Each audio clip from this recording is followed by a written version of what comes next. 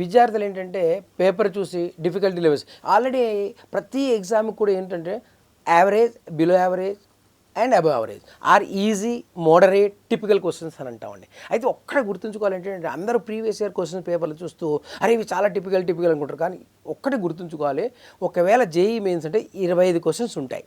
ఈ 25 క్వశ్చన్లో 10 నుండి 12 యావరేజ్ స్టూడెంట్ రీచ్ అయ్యేటట్టు ఉంటాయి. అది ఒకటి గమనించాలి.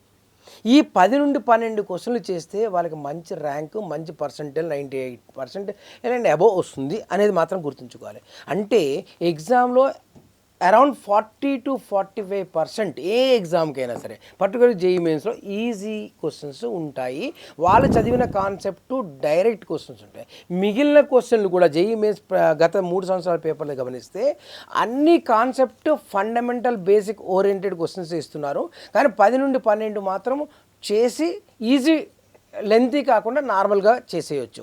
అదే మిగిలిన 12 క్వశ్చన్లు 13 క్వశ్చన్లు బేసిక్ కాన్సెప్టే, కానీ క్యాలిక్యులేషన్ మాత్రం చాలా ఎక్కువగా ఉంటుంది అని గమనించండి. అదే ఫిజిక్స్ కెమిస్ట్రీలో మాత్రం 50% above very easy questions, 50% above easy questions, 50% questions typical ఉంటున్నాయి కానీ నాట్ లెంతీ.